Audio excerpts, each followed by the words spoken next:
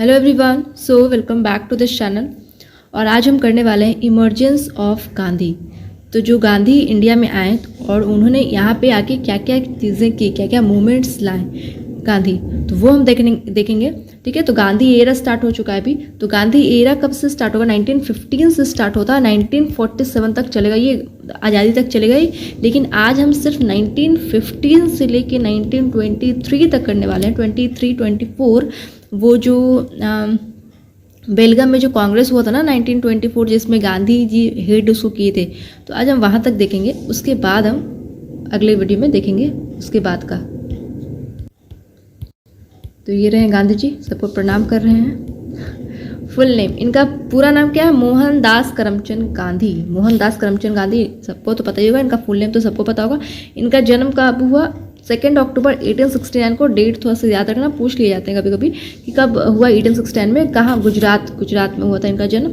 इनकी मदर का नाम क्या है? पुतलीबाई गांधी। पुतलीबाई गांधी। फादर का नाम है करमचंद गांधी। फादर का नाम करमचंद गांधी। गुजरात में फादर का जो नाम होता है वही टाइटल में भी लगता है, तो इसीलिए करमचंद गांधी। इनकी वाइफ का नाम क्या है? कस्तूरबा गांधी। वाइफ का नाम कस्तूरबा गांधी। ठीक है, ये सब चीज़ें फैक्ट्स याद रखना।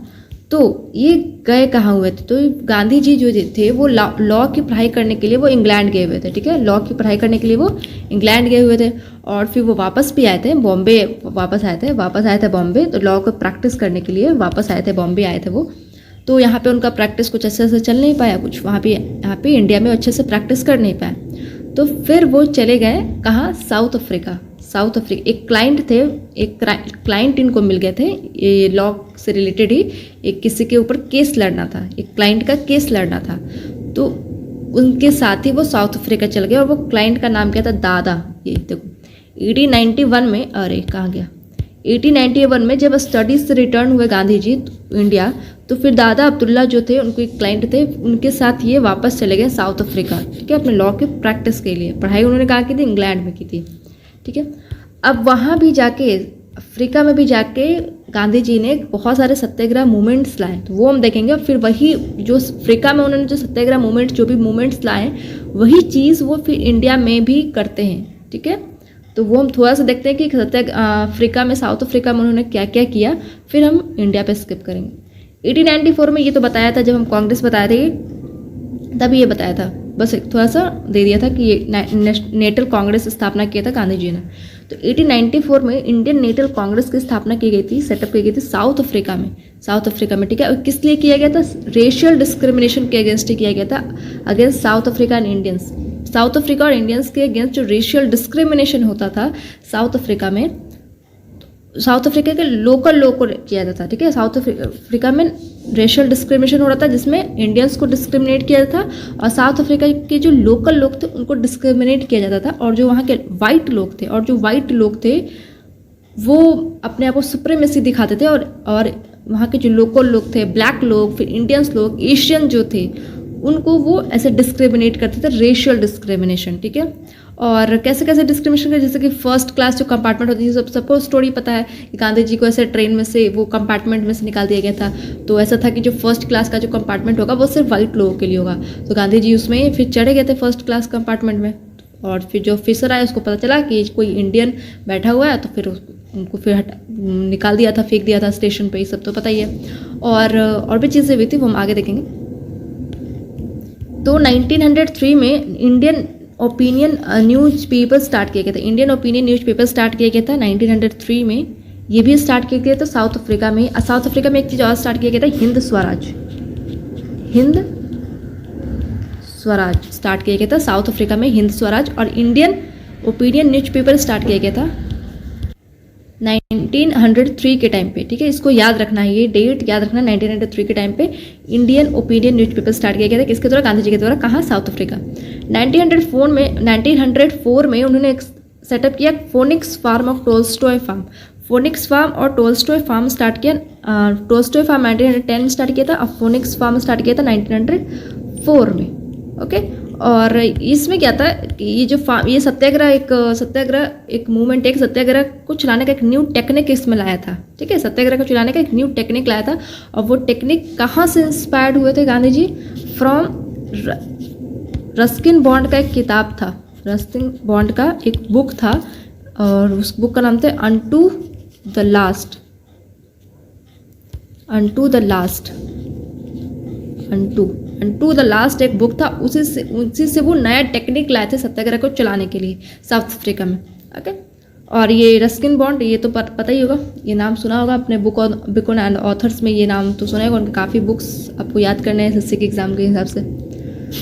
तो ये हो गया। फिर वहाँ पे इन्होंने सत्याग्रह स्टार्ट भी किया। तो स्टार्टेड सत्याग्रह कहाँ? साउथ अफ्रीका में जॉन्सबर्ग में फॉर हरिजन के लिए, हरिजन। ओके, तो और भी क्या क्या चीज़ें लाई गई थी वहाँ के लोगों के लिए, जैसे कि एक तो बता दिया कि जो फर्स्ट क्लास कंपार्टमेंट होगा वो सिर्फ वाइट लोग के लिए होगा, और वहाँ का जो लोकल लोग हैं, अफ्रीकन के जो लोकल लोग हैं, ब्लैक लोग, उनके लिए नहीं होगा, इंडियंस के लिए नहीं होगा, मतलब एशियंस के लिए नहीं होगा वो। फिर क्या था कि इंडियन जो मैरिजेस थे अफ्रीका में, जो इंडियन मैरिजेज, इंडियंस भी तो होंगे, इंडियन जो मैरिजेस थे उसको वाइट लोगों ने उसको क्या कहते हैं, इनवैलिड कर दिया। मतलब कि ऐसा कह दिया कि इंडियन मैरिजेस गलत है, मतलब इनवैलिड है, ये सब बिना शादी के ये लोग हैं, हाँ ठीक है, इनवैलिड कह दिया इंडियन मैरिजेस को। फिर सत्याग्रह एक अगेंस्ट लाया गया था, सत्याग्रह लाया गया था अगेंस्ट रजिस्ट्रेशन सर्टिफिकेट। उनको एक रजिस्ट्रेशन सर्टिफिकेट लेके चलना होता था, अफ्रीकन के लोगों को, इंडियन लोगों को रजिस्ट्रेशन सर्टिफिकेट लेके चलना होता था। तो इसके अगेंस्ट भी महात्मा गांधी जी ने सत्याग्रह स्टार्ट किया था, इसके अगेंस्ट भी रजिस्ट्रेशन सर्टिफिकेट, ऐसे एक जगह पे पूरा जैसे रजिस्ट्रेशन सर्टिफिकेट जो उसको जलाया था, उसको दिखाने के लिए, सत्याग्रह को दिखाने के लिए, ठीक है। तो ये सब चीज़ें अभी जितना भी मैंने स्टार्टिंग से अब तक बोला, ये सब चीज़ें कहाँ की गई? ये सब चीज़ें की गई हैं साउथ अफ्रीका में, ये सब चीज़ें गई हैं साउथ अफ्रीका में। अब हम करवाते हैं इंडिया में, इनको बुलाते हैं, ठीक है। तो 9 जनवरी 1915 को गांधी इंडिया आते हैं, गांधी जी इंडिया आते हैं, और इसलिए 9 जनवरी को हम क्या बनाते हैं? प्रवासी भारतीय दिवस बनाते हैं, NRI डे, मतलब कि नॉन रेसिडेंस इंडियन, ठीक है, 9 जनवरी को, सबको पता होगा।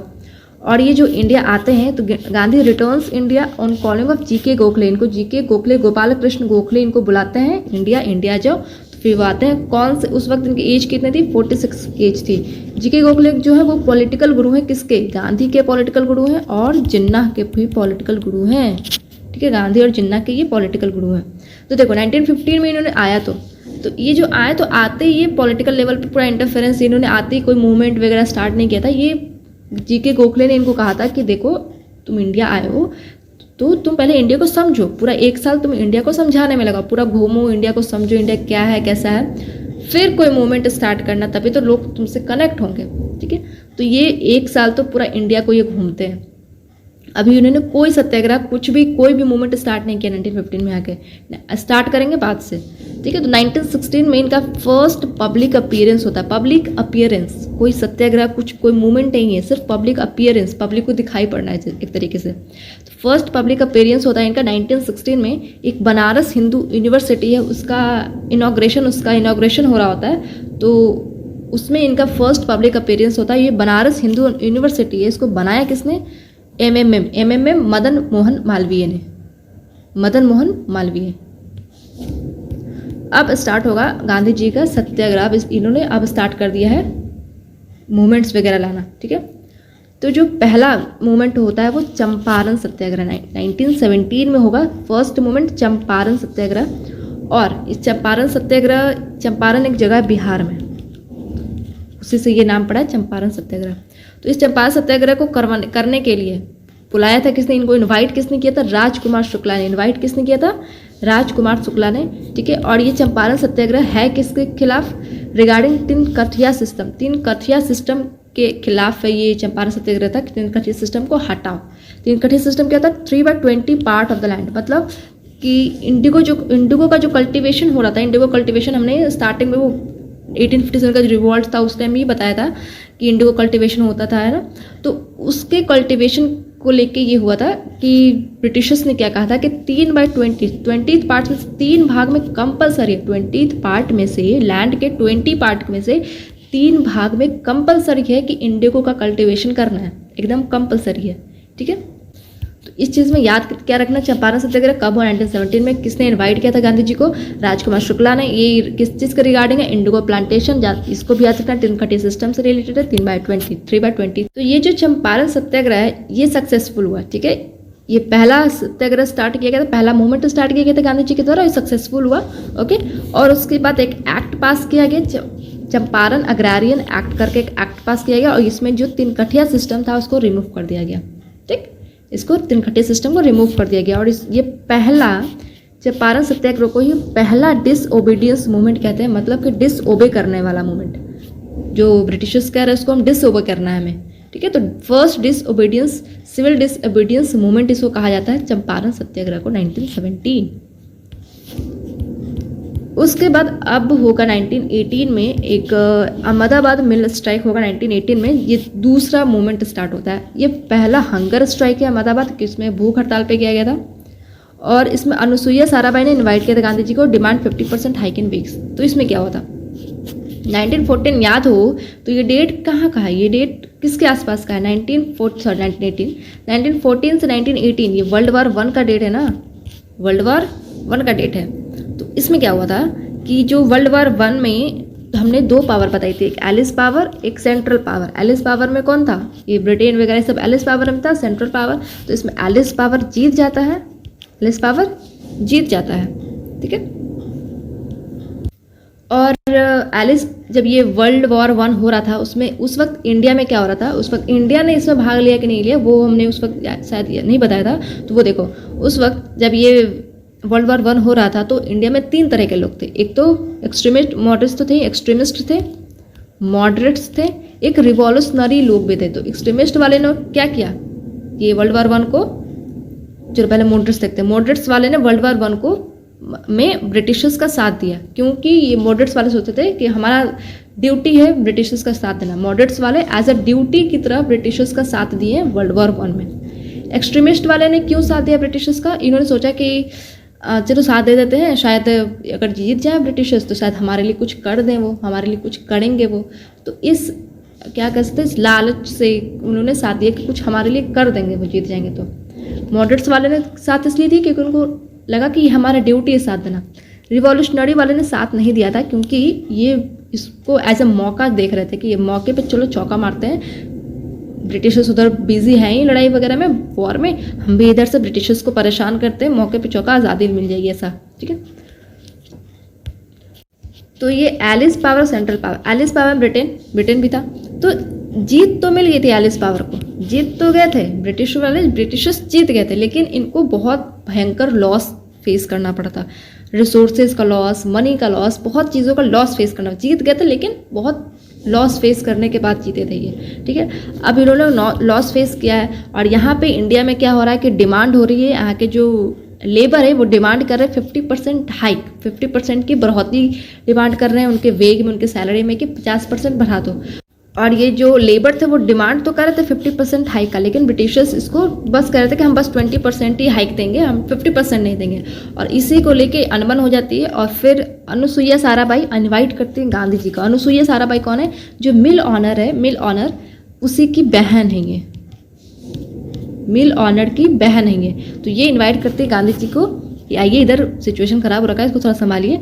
तो गांधी जी आता है 1918 में, अहमदाबाद मिल स्ट्राइक होता है, ये एक हंगर स्ट्राइक है, मतलब इसे भूख हड़ताल पे जाया जाता है। और इसको इनवाइट कौन करते हैं गांधी जी को, अनुसुईया, अनु ने इन्वाइट किया इसे।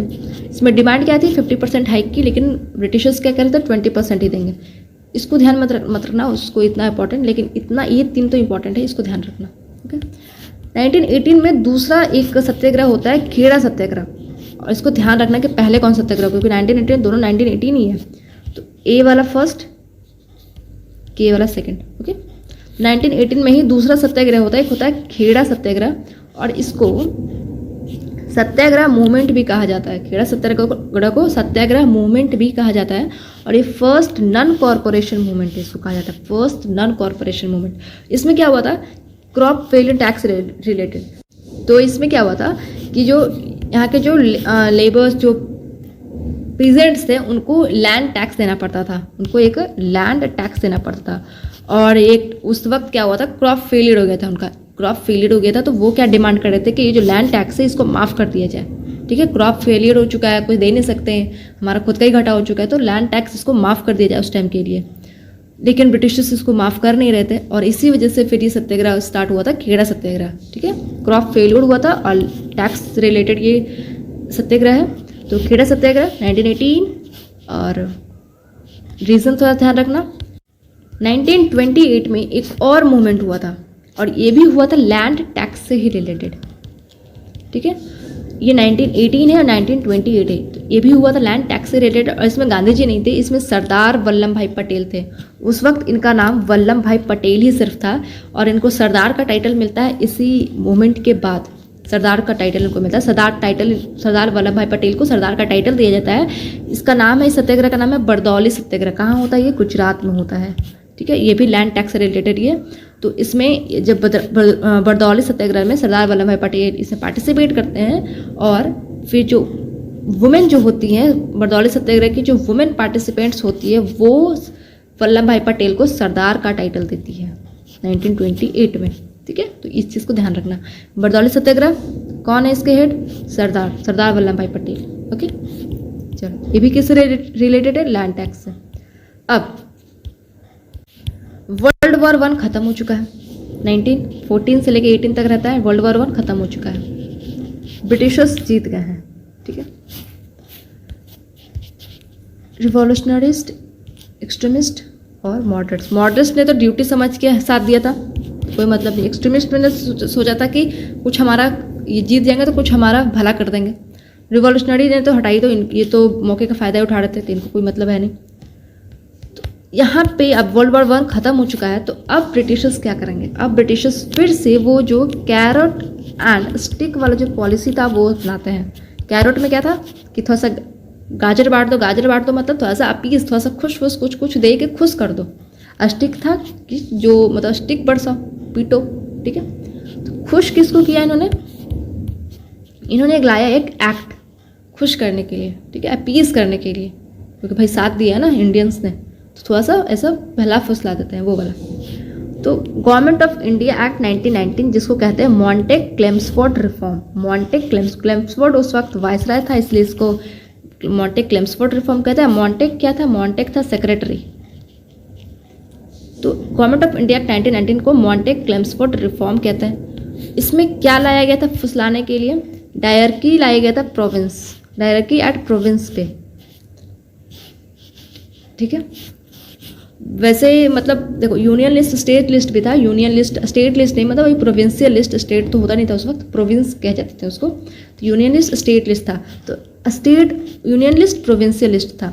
तो प्रोविंस लेवल पे भी एक डायरकी लिया गया था, मतलब जिसमें 2 लिस्ट बना दिए गए थे, एक रिजर्व्ड लिस्ट और एक ट्रांसफर्ड लिस्ट। रिजर्व्ड लिस्ट में क्या क्या चीज़ें आती थी, जैसे कि लैंड, रेवेन्यू, सब रिजर्व लिस्ट में, पुलिस, ये सब रिजर्व लिस्ट में। और ट्रांसफर्ड लिस्ट में क्या क्या चीज़ें आती थी, जैसे कि हेल्थ, एग्रीकल्चर, ये सब ट्रांसफर्ड लिस्ट में था। ठीक है, हेल्थ, एग्रीकल्चर, ये सब ट्रांसफर्ड लिस्ट में था। ये सब समझ में तो आने रहा होगा, इतना ऐसा गचपच कर दिया। Reserve list, transferred list. Reserve list में लैंड, रेवेन्यू, फिर फाइनेंस, फिर पुलिस। ट्रांसफर लिस्ट में क्या क्या था? एग्रीकल्चर, फिर हेल्थ, ही सब था। ठीक है, एक तो ये चीज़ लाया गवर्नमेंट ऑफ इंडिया 1990 में, डायरकी एट प्रोविंस। ये जाके खत्म कर दिया जाएगा, फिर डायरकी एट सेंट्रल आएगा, प्रोविंस वाला खत्म कर दिया जाएगा। कब खत्म किया जाएगा? गवर्नमेंट ऑफ इंडिया एक्ट 1935 है, जब हम 1935 पढ़ेंगे तो वहाँ देखेंगे। ठीक है, पॉलिटी में मैंने इसका थोड़ा जिक्र किया था, गवर्नमेंट ऑफ इंडिया 1935 स्टार्टिंग में, मेकिंग ऑफ इंडियन हिस्ट्री में वो मैंने स्टार्ट किया था 1935 वाला, तो फिर यहाँ पे भी देखेंगे। ये तो एक लाया चीज़। खुश करने के लिए क्या लाया? एक्सटेंड कर दिया गया सेपरेट इलेक्ट्रोड को। जो सेपरेट इलेक्ट्रोड 1909 में जो मॉडल मिंटो रिफॉर्म में लाया गया था, कि वो लाया गया था मुस्लिम के लिए एक सेपरेट इलेक्ट्रोड लाया गया था, कि अगर कोई एक इलेक्शन होगा जिसमें खड़ा भी मुस्लिम ही होंगे, चुनेगा भी मुस्लिम, तो ये सेपरेट इलेक्ट्रोड जो मुस्लिम को खुश करने लाया गया था, अब इसी को थोड़ा सा एक्सटेंड कर दिया गया। मतलब ठीक है, एक्सटेंड किसको किया? अब एंग्लो इंडियंस पे भी ये लागू होगा एक सेपरेट इलेक्ट्रोड, और क्रिश्चियंस पे भी लागू होगा। ठीक है, इसको एक्सटेंड कर दिया गया। एक चीज़ और किया गया, वो था बाई कैमरल लेजिस्लेचर लाया गया, जिसमें बाई कैमरल मतलब क्या होता है? अपर हाउस और लोअर हाउस दोनों होगा। तो अपर हाउस और लोअर हाउस लाया गया सेंटर पे, सेंटर में एस्टैब्लिश किया गया अपर हाउस और लोअर हाउस। ये चीज़ें की गई मॉन्टेक क्लेम्सफोर्ड रिफॉर्म में, चीज़ें को याद रखना है, ठीक है। और वैसे कभी कभी पूछ लेता है कि ये जो रिजर्व लिस्ट और ट्रांसफर्ड लिस्ट था, इसको देखता कौन था, तो दोनों को देखते थे गवर्नर ही देखता था, गवर्नर ही देखता था। लेकिन रिजर्व लिस्ट में क्या था कि गवर्नर जो था वो आंसरेबल नहीं था, नॉट आंसरेबल।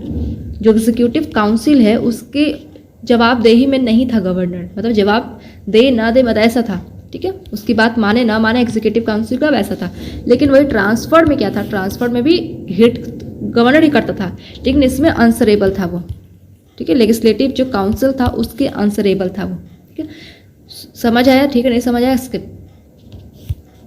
अब 1919 रॉलेट एक्ट, तो रॉलेट एक्ट कुछ याद आ रहा है? वो एक बताया था कोमागाटू मारो इंसिडेंट, हार्डिंग 2 के टाइम पे ऐसा कुछ बताया था। तो कोमागाटू जो मारो इंसिडेंट था वो किस लिए था? वो जापानीज शिप आ रहा था, फिर वो कनाडा में ऐसा लैंड करने के लिए था, लेकिन वहाँ पे लैंड नहीं करने दिया कनाडा में। 2 महीने वो वेट किए, उनका फूड सप्लाई वगैरह बंद कर दिया था, याद आ रहा कुछ? फिर वो वापस ऐसे जा रहे थे, तो यहाँ पे बंगाल में यहाँ पे एक जगह है, तो वहाँ पे भी लैंड नहीं करने दिया गया, पुलिस ने उनको लैंड नहीं करने दिया। फिर वहाँ जाके थोड़ा अफरा तफरी हुई, तो इसी को कहा था कोमागाटो मारो इंसिडेंट। और फिर उसी में फिर लाया गया था, क्या लाया गया था? डिफेंस ऑफ इंडिया एक्ट लाया गया था, कि इसमें ऐसा था कि कोई भी फॉरेनर्स अगर विदेशी अगर इंडिया में आते हैं तो उनको वापस भेज दिया जाएगा, उनको वापस डिपोर्ट कर दिया जाएगा। अगर वो रिवॉल्यूशनरिस्ट ऐसे पाए जाते हैं तो उनको वापस डिपोर्ट कर दिया जाएगा, ऐसा था। तो यही उस वक्त ये तो डिफेंस ऑफ इंडिया एक्ट था, लेकिन इसको बाद में परमानेंट कर दिया जाता है और इसका नाम पड़ता है क्या? Rowlatt act. याद आ रहा है? तो रॉलेट एक्ट वहीं बताया था। 1915 में ये एक्ट आता है, डिफेंस ऑफ इंडिया एक्ट। उस वक्त वर्ल्ड वॉर 1 भी तो चल रहा था, तो डिफेंस ऑफ इंडिया एक्ट आता है 1915 में। इसी को लेटर बाद में इसी को परमानेंट एक्ट में बदल दिया जाता है। किसके द्वारा बदला जाता है? ये सजेस्ट कौन करता है कि इसको परमानेंट एक्ट में बदल दो? Sydney Rowlatt. फिर सिडनी रॉलेट, ठीक है। सिडनी रॉलेट इसको सजेस्ट करते हैं कि इसको परमानेंट एक्ट बना दो। फिर 1919 में इसको परमानेंट एक्ट बना दिया जाता है और फिर इसका नाम पड़ता है रॉलेट एक्ट। इसी इंसान के नाम पे ये एक्ट पड़ता है, रॉलेट एक्ट। अब इस रॉलेट एक्ट में है क्या? तो इसमें क्या था कि activist should be imprisoned without trial for 2 years। जो एक्टिविस्ट लोग हैं उनको इम्प्रिजन, उनको जेल में रख दिया जाएगा बिना कोई ट्रायल का, उन पर बिना कोई मुकदमा चलाए, बिना कोई ट्रायल चलाए उनको जेल में डाल दिया जाएगा 2 साल के लिए। नो दलील, कोई दलील नहीं होगा। नो वकील, कोई वकील नहीं होगा उनके लिए। नो अपील, कोई अपील नहीं होगा, सीधा जेल। इसको बोलते हैं नो दलील, नो वकील, नो अपील, सीधा जेल। ये चीज़ लाई गई थी रॉलेट एक्ट में, ठीक है। 2 years के लिए विदाउट एनी ट्रायल एक्टिविस्ट को इम्प्रिजन कर लिया जाएगा, ओके। अब गांधी जी स्टार्ट किए रॉलेट सत्याग्रह। अब इसके अगेंस्ट गांधी जी स्टार्ट करेंगे रॉलेट सत्याग्रह। अगेंस्ट किसके अगेंस्ट किए? रॉलेट सत्याग्रह के अगेंस्ट। और ये रॉलेट एक्ट के अगेंस्ट। और ये रॉलेट एक्ट को ही कहा जाता है ब्लैक कैट, क्योंकि इसमें लोग कुछ भी नहीं है, कोई दलील नहीं है, कोई वकील नहीं है। 2 साल वो मतलब चले जाएंगे बस जेल में, कुछ नहीं होगा उनका, इसलिए इसको कहा जाता है ब्लैक कैट। तो गांधी जी स्टार्ट किए रॉलेट सत्याग्रह। कब स्टार्ट किया? ये लॉन्च कब हुआ? 6 अप्रैल को ये सत्याग्रह को लॉन्च कर दिया गया था। रॉलेट सत्याग्रह को लॉन्च कर दिया गया था 6 अप्रैल को। 9 अप्रैल को सैफुद्दीन किचलू और सत्यपाल को अरेस्ट कर दिया गया था। ये दोनों कौन थे भाई? तो ये दोनों जो सत्याग्रह हो रहा था, तो इसमें ब्रिटिशर्स का ऐसा कहना है कि जो सत्याग्रह में सैफुद्दीन किचलू सत्यपाल जो थे वो स्पीच दिए थे जिससे लोग भड़क गए थे, ऐसा ब्रिटिशर्स का कहना है। 9 अप्रैल को सैफुद्दीन किचलू और सत्यपाल को अरेस्ट कर लिया गया था, ठीक। अब ये 13 अप्रैल को बैसाखी था। बैसाखी में सबको, ये मूवीज़ में सबको पता है कि बैसाखी में जलियांवाला बाग हुआ था, मैसेकर हुआ था। सब वहाँ पे जलियांवाला जो बाग था वहाँ पे सब लोगों ने इकट्ठा वहाँ पे जमा हुआ, गैदरिंग सब हुआ लोगों का, पीपल गैदर्ड वहाँ पे, मास लेवल पे बहुत सारे लोग वहाँ पे गैदर्ड हुए। अप्रॉक्सीमेटली ऐसा कहा जाता है 20,000 लोग वहाँ पे गैदर्ड हुए थे। और उनकी गैदर होने का 2 वजह था। पहला वजह ये था, एक तो बैसाखी थी तो वो बैसाखी सेलिब्रेट करने वाले थे। दूसरा था कि सैफुद्दीन किचलू और डॉक्टर सत्यपाल का जो अरेस्ट हुआ था, सब मतलब लोग वहाँ पे बैठ के उनके बारे में बात कर रहे थे, उनसे रिलेटेड बात कर रहे थे। लेकिन जो मैक्सिमम जो लोग थे वो बैसाखी सेलिब्रेट करने वाले ही थे। कुछ ही ऐसे लोग थे जो कि दूसरे रीज़न की वजह से वहाँ पे गए थे, सैफुद्दीन किचलू और सत्यपाल के बारे में बात करने के लिए वहाँ पे गए थे। ठीक है, कुछ ही लोग थे वो, मैक्सिमम वहाँ पे लोग बैसाखी सेलिब्रेट करने गए थे। और टोटल मतलब अप्रॉक्सीमेटली 20,000 लोग वहाँ गए थे। फिर जनरल डायर, सबको पता है ये चीज़ तो, जलियांवाला बाग। तो जनरल डायर ने क्या करवा दिया, जो वनली एग्जिस्ट गेट था उस बाग का, वनली एग्जिस्ट गेट सिर्फ एक ही निकलने वाला गेट था, उसको बंद करवा दिया। और उसमें कुछ भी नहीं था, सब मूवीज़ में देखिए कुछ भी ऐसा खिड़की वगैरह कुछ भी नहीं था निकलने को। तो जो एक लौता एग्जिस्ट गेट था उसको बंद करवा दिया और ओपन फायर करवाया क्राउड के ऊपर।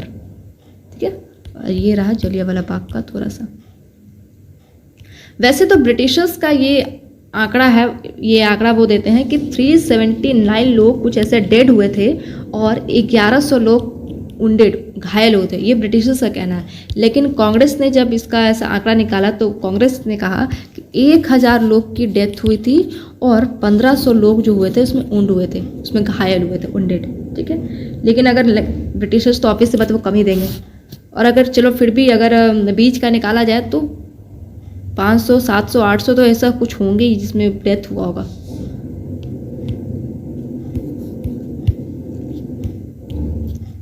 और इसको किया किसने था, जनरल डायर। जनरल डायर इसके रिस्पॉन्सिबल कौन थे ये करवाने के ऊपर, जनरल डायर, उसका नाम क्या था, रिस्पॉन्सिबल पर्सन का नाम क्या था, रेगिनाल्ड डायर, वही Dyer, Reginald Dyer. Responsible person was Reginald Dyer. ठीक है, तो इस इंसिडेंट के बाद जलियांवाला बाग जो मैसेकर होता है, इसके बाद जो रविन्द्रनाथ टैगोर जो होते हैं वो अपना उपाधि, जिनको उपाधि मिली होती है, ब्रिटिशर्स ने इनको एक उपाधि दी होती है, नाइटहुड का टाइटल दिया होता है रविन्द्रनाथ टैगोर को। तो रविन्द्रनाथ टैगोर इस टाइटल को रिटर्न कर देते हैं। ठीक है, गांधी जी को भी एक टाइटल दिया गया था ब्रिटिशर्स के द्वारा, केसर हिंद का, केसर हिंद का टाइटल दिया गया था और इसको भी रिटर्न कर देते हैं गांधी जी। और जो उधम सिंह है, ये तो पता ही, उधम सिंह ये रेगिनाल्ड डायर को नहीं मारते हैं, ये किसको मारते हैं, माइकल ओडायर को। काहे मारते हैं भाई, दोनों का डायर डायर था इसलिए सोचेंगे चलो एक डायर नहीं तो दूसरा डायर को मार देते हैं, एक डायर नहीं तो नहीं, ऐसा नहीं है।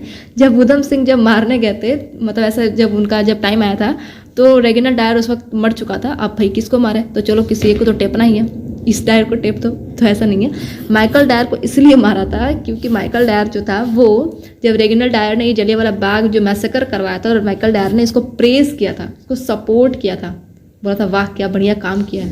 तो फिर उधम सिंह सोचे कि चलो वो तो गया, जो इसको सपोर्ट किया उसी को टपकाओ इधर।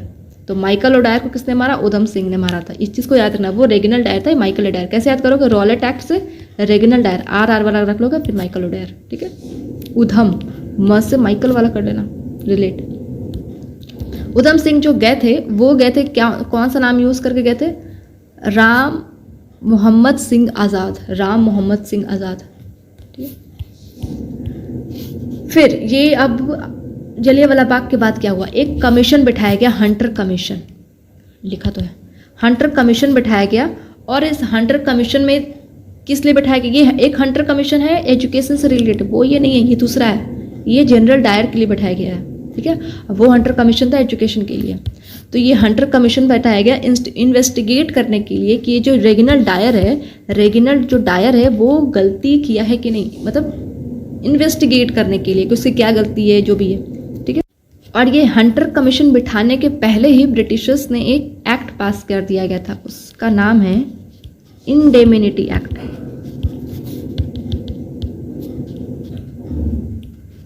इंडेमिनिटी एक्ट, ताकि कि कोई भी ब्रिटिशर्स अगर ऐसे सिचुएशन में फंसता है, जैसे कि अभी रेगिनाल्ड डायर फंसा ना, अभी उसके ऊपर कमीशन लगेगा, अगर ये दोषी पाया जाएगा तो इसको पनिश किया जाएगा। तो कोई भी अगर ब्रिटिशर्स, चाहे इंडिया में वो लोग एक इंडिया कॉलोनी बनाए हुए थे, फिर और भी जगहों को वो कॉलोनी बनाए हुए थे, तो कहीं पे भी अगर ब्रिटिशर्स ऐसी चीज़ों में फंसता है तो उनको ये इंडेमिनिटी एक्ट के तहत उनको बचा लिया जाएगा। ठीक है, तो हंटर कमीशन पास किया था, अब उसके पहले ही भाई इंडेमिनिटी एक्ट पास कर दिया गया, तो ऑब्वियस सी बात है अब जनरल डायर जो है, ये रेगिनाल्ड डायर वो बच जाएगा, और वो बच गया। फिर उसके प्रेस किया गया, बचा ही नहीं, सिर्फ उसको प्रेस भी किया गया। रेगिनाल्ड डायर को हंटर कमीशन ने बचा तो लिया, ठीक है, ये एक्ट के थ्रू, लेकिन उसको प्रेस भी किया। एक मॉर्निंग, थोड़ा सा देख लेना नोट्स में, लिखा नहीं मैंने, मॉर्निंग पोस्ट करके एक न्यूज़पेपर हुआ करता था उस वक्त, तो उसमें छापा गया कि फंड, उसमें क्या छापा गया, उसमें क्या आर्टिकल लिखा गया कि एक फंड कलेक्टर हो, फंड कलेक्शन किसके लिए, डायर के लिए। फंड कलेक्शन कैसे समझ सकते हो, जैसे कि अगर जैसे कि कोई अटैक हो रहा है, फॉर एग्जाम्पल इधर इंडिया में ले लो, जैसे कि पुलवामा अटैक हुआ था, ठीक है, तो उसमें जो विक्टिम्स थे उनके लिए फंड कलेक्ट किया था गवर्नमेंट ने। फंड कलेक्ट करो, फिर उनको हेल्प करने के लिए, एज ए हेल्प, उन लोगों को, विक्टिम्स को हेल्प करने के लिए फंड कलेक्ट किया गया था। तो उसी तरीके से एक फंड कलेक्ट किया गया था। तो इसको कैसे मानोगे, प्रेस की तरह मानोगे ना, कि फंड कलेक्ट किया जा रहा है भाई डायर के लिए। तो मॉर्निंग पोस्ट करके एक न्यूज़पेपर आता था उस वक्त, तो उसमें आर्टिकल दिया गया था कि फंड कलेक्ट करो डायर के लिए, ठीक है। इसको प्रेज, एज अ प्रेज इसको माना जाएगा। फिर और इस जो फंड कलेक्ट हो रहा था उसमें कौन फंड कलेक्ट किया था, एक रुडयार्ड किपलिंग था, उसने भी फंड कलेक्ट किया था। और रुडयार्ड किपलिंग का तो नाम याद होगा ही, इसका तो book and authors, important book and authors जो करते हो उसमें तो इसका नाम आता ही है, रुडयार्ड किपलिंग का इनका नाम। तो उसने भी फंड कलेक्ट किया था जनरल डायर के लिए, ठीक है। और हंटर कमीशन में डायर को उपाधि दी गई थी lion of British empire, lion of British empire का उपाधि दिया गया था ये रेगिनल्ड डायर को, ठीक है, समझ आ गया। अब हम चलते हैं खिलाफत मूवमेंट। और ये खिलाफत मूवमेंट, खिलाफत कमेटी बैठाया जाता है अली ब्रदर्स के द्वारा, बता रहे हैं। इसमें खिलाफत कमेटी बैठाया जाता है अली ब्रदर्स के द्वारा। अली ब्रदर्स कौन है, एक मौलाना अली, शौकत अली। तो सिर्फ यही दो लोग नहीं हैं, और भी लोग थे इसमें, लेकिन मेनली ये दोनों लोग थे। तो ये दोनों का इंपॉर्टेंट नाम याद रखना, थोड़ा सा इनका भी थोड़ा सा पढ़ लेना, बस ज़्यादा जरूरी है नहीं, पूछा ये दोनों को जाता है, अभी तक इन्हीं दोनों का पूछा गया। एक थर्ड है मौलाना अब्दुल कलाम आज़ाद, वो भी इस कमेटी के मेंबर है। और एक हसरत मोहनी, हसरत मोहनी। और ये हसरत मोहनी पता है कौन है, ये जो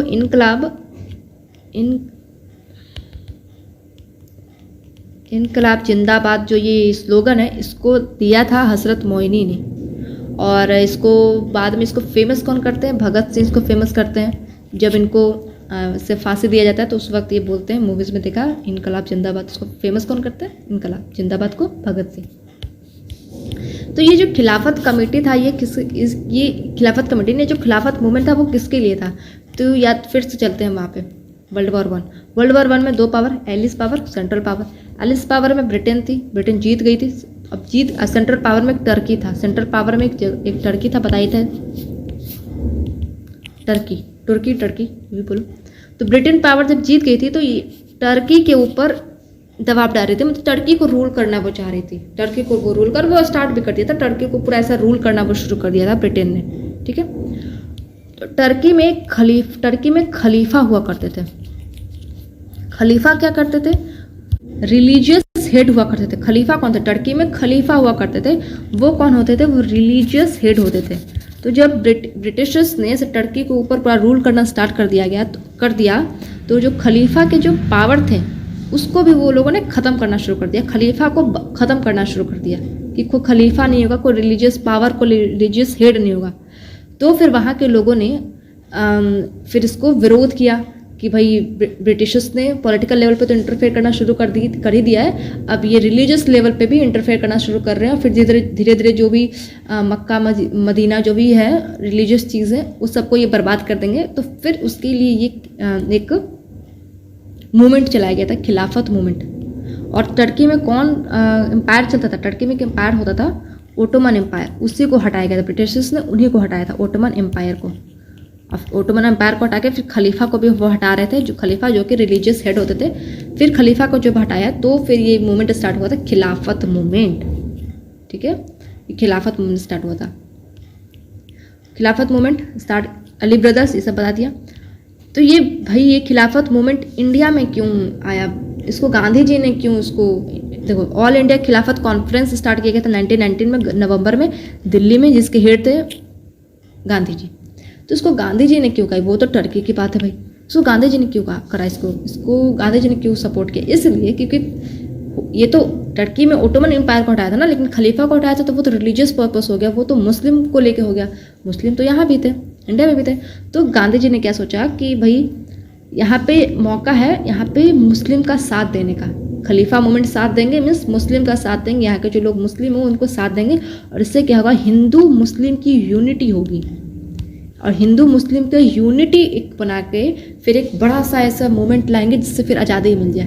तो इस वजह से गांधी जी ने इस खिलाफत कॉन्फ्रेंस की स्थापना की, ऑल इंडिया खिलाफत कॉन्फ्रेंस, ये खिलाफत मूवमेंट को इन्होंने सपोर्ट किया ताकि हिंदू और मुस्लिम को वो यूनाइट कर सके। ठीक है, ओके। फिर लेकिन ये गांधी जी ने तो इसको सपोर्ट किया, लेकिन इसको कांग्रेस में जैसे कि बीजी तिलक, कांग्रेस में जैसे कि बीजी तिलक थे, वो इसको सपोर्ट नहीं किए। वो बोले कि भाई ये तो मुस्लिम का काम है, ये मतलब हमारा है नहीं, तुम क्यों ऐसे, मतलब गांधी जी आप ऐसे क्यों घुस रहे हो इसमें, हमारा तो कोई है नहीं। ब्रिटिशर्स भी पूछेंगे कि तुमको इससे क्या लेना देना है भाई, तुमको क्या डिमांड है इससे, वो लोग भी ऐसे पूछेंगे, कोई डिमांड है नहीं तो क्यों ऐसे सपोर्ट करना। तो बीजी जो तिलक थे उसके खिलाफ थे, लेकिन फिर भी गांधी जी इसका सपोर्ट में थे, क्या कहे कि वो हिंदू और मुस्लिम को यूनिट चाहते थे, कि वो यूनिटी एक क्रिएट हो जाए दोनों के बीच में, एक एकता बनाते। ठीक है, 1920 में अब स्टार्ट हो गया नन कॉरपोरेशन मूवमेंट लॉन्च हो गया था। 1920 के पहले एक 1920 में ही एक सेशन होता है, कलकत्ता सेशन, वो एक स्पेशल सेशन होता है। ठीक है, स्पेशल सेशन 1920 में ही, जिसमें नन कॉरपोरेशन मूवमेंट को अप्रूवल मिल जाता है। 1920 में कलकत्ता सेशन होता है, एक स्पेशल सेशन वो होता है जिसमें नन कॉरपोरेशन मूवमेंट को अप्रूवल मिल जाता है। फिर वही 1920 में एक नॉर्मल जो सेशन होते हैं वो बताया था। 1920 में नागपुर सेशन होता है, वो नॉर्मल वाला सेशन, तो इसमें नन कॉरपोरेशन मूवमेंट को फिर लॉन्च किया जाता है। ठीक, 1920 में नन कॉरपोरेशन मूवमेंट को लॉन्च कर दिया गया, अभी लॉन्च हो गया है। उसके बाद ये मूवमेंट स्प्रेड किया जाएगा, और इसी मूवमेंट को देख के ही, मतलब इसी मूवमेंट को लोकल लेवल पे भी कई मूवमेंट्स आए। इसी मूवमेंट के लिए, नन कॉरपोरेशन मूवमेंट को ही स्प्रेड करने के लिए कई लोकल मूवमेंट्स आए, जैसे कि एकता मूवमेंट था, एक यूपी में आया था, ये 1921 में आया था, किसके द्वारा, मदारी पासी के द्वारा। ठीक है, इसको याद कैसे करते हैं, एकता नहीं, एका मैंने इसको एकता से याद किया था, इसलिए मैंने एकता बोल दिया। एका मूवमेंट मैंने याद किया था, एका से एकता ऐसा, एकता मेरी फ्रेंड का नाम है तो मैंने याद किया था। एकता है जो बहुत टाइम पास करती है, पासी से टाइम पास। ठीक है, बहुत टाइम पास करती है, तो एकता बहुत टाइम पास करती है, टाइम पास। एक मापिला रिवॉल्ट हुआ था, मापिला रिवॉल्ट 1921 में हुआ था, ये मापिला रिवॉल्ट, और ये हुआ था मालाबार वाले एरिया में। ठीक है, और एक हुआ था अवध किसान मूवमेंट, यूपी में हुआ था 1920 में ही, अवध किसान मूवमेंट, ये दोनों यूपी में हो रहा है, एका और अवध दोनों, ये 1921, ये 1920 दोनों यूपी में, और मापिला रिवॉल्ट ये मालाबार वाले एरिया में हुआ था। ठीक है, तो ऐसा इसको याद रखना कि किसने इसको लाया, मदारी पासी ने। 5 फरवरी 1922 को, 5 फरवरी, देखो इतना ये सब याद रखना, 5 फरवरी याद ही रखना है। ठीक है, फरवरी ज़्यादा याद रख लो बस, लेकिन ये सब इसलिए याद करवा लिख रहे हैं ताकि कनेक्ट हो जाए सके चीज़ें। ठीक है, तो 5 फरवरी 1922 को चौरी चौरा इंसिडेंट होता है। चौरी चौरा के गांव का नाम है गोरखपुर में, इसीलिए इस इंसिडेंट का नाम पर है चौरी चौरा इंसिडेंट। तो एक चौरी चौरा इंसिडेंट होता है, गोरखपुर में गांव है वहाँ पे, और इसमें क्या होता है कि जो प्रोटेस्ट कर रहे थे, जो लोग थे वो लोग ऐसे प्रोटेस्ट कर रहे थे, तो फिर 1-2 लोगों पे पुलिसमैन ने क्या डंडा बरसा दिया था, और इसी गुस्से में फिर लोगों ने, जो प्रोटेस्ट कर रहे जो लोग थे वो लोगों ने फिर पुलिसमैन का जो स्टेशन था, पुलिस स्टेशन, उसको जला दिया था।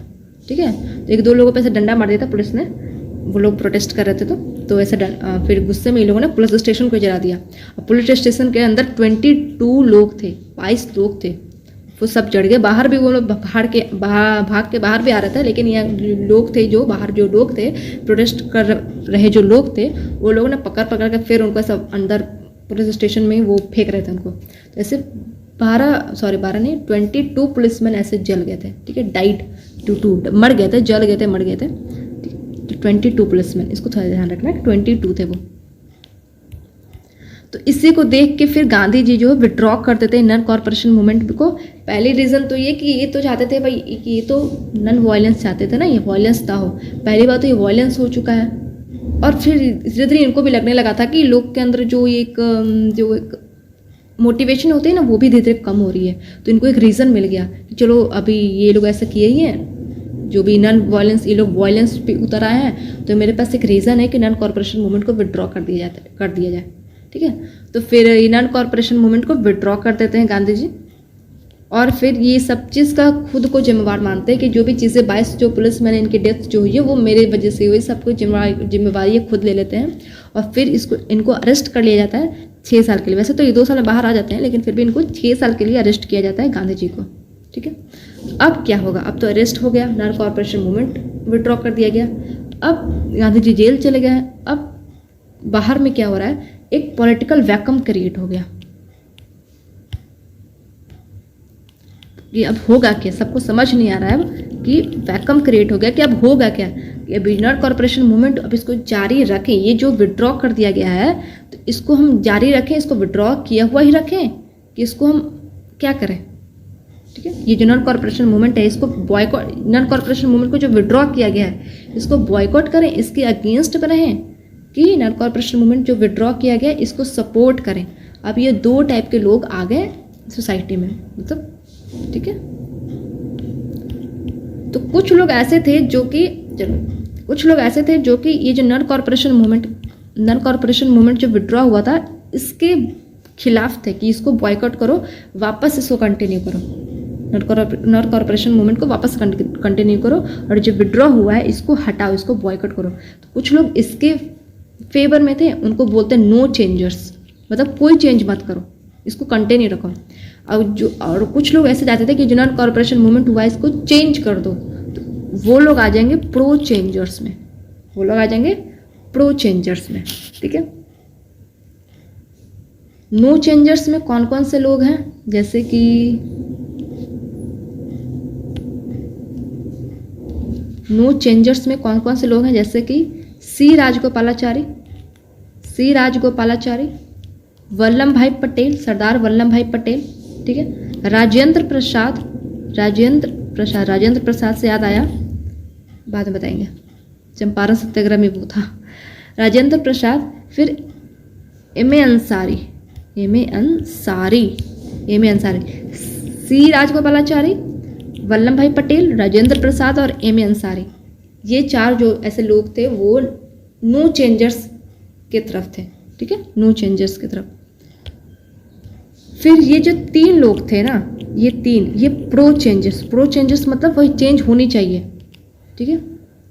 अब एक सेशन होता है गया सेशन, 1922 में ये गया सेशन होता है जिसमें दोनों के बीच में एक इलेक्शन होगा कि होना चाहिए कि नहीं होना चाहिए, जिसमें प्रो चेंजर्स वो हो जाते हैं, वो हार जाते हैं, और नो चेंजर्स वाले जीत जाते हैं कि ये जो नॉन कॉरपोरेशन मूवमेंट जो विड्रॉ किया गया है इसको विड्रॉ ही रहने दो, इसको चेंज मत करो। तो ये वाला लोग जीत जाते हैं, और जो प्रो चेंजर्स होते हैं जो चाहते हैं चेंज हो जाए वो हार जाते हैं।